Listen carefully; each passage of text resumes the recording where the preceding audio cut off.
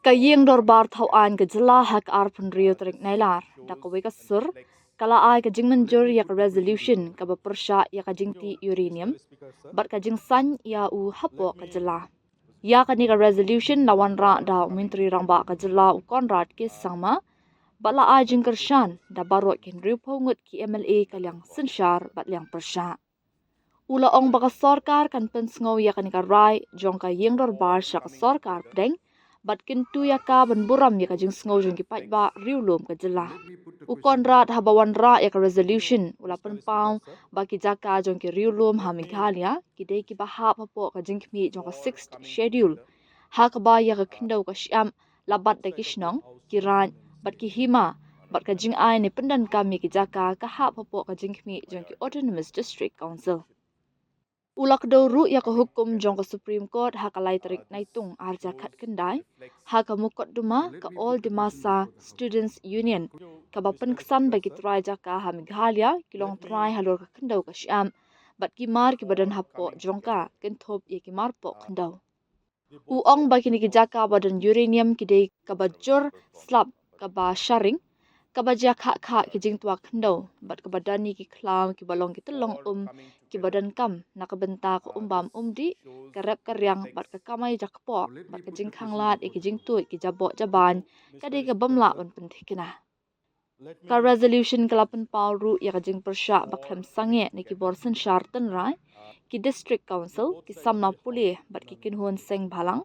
ka jing bamdan ka jing menjur ka balai luit ka bala ai lupa bat ka bala pentip lupa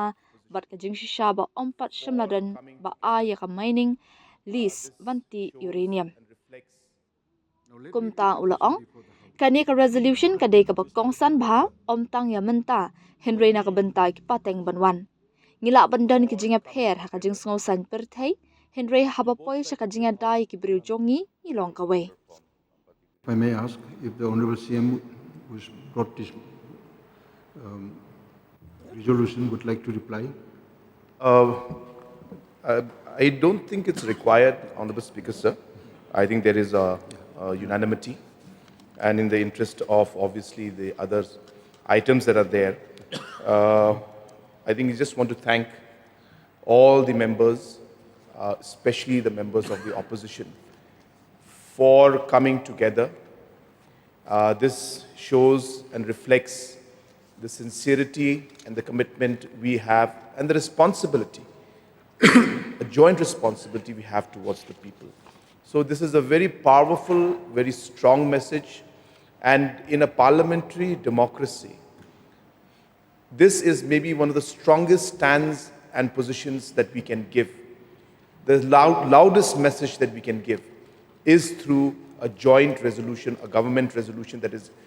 unanimously supported both by the opposition and the Treasury bench. So therefore, I once again thank all the members who have participated and who have supported this particular resolution. Thank you, sir. Thank you. Now, the motion is moved. Now, let me put the question before the House. The question is that the government resolution against the mining of uranium in the state of Meghalaya may be approved. Those who are for the resolution say aye. Aye. Those who are against say no. The ayes have it, the ayes have it. The government resolution is approved and adopted by the House.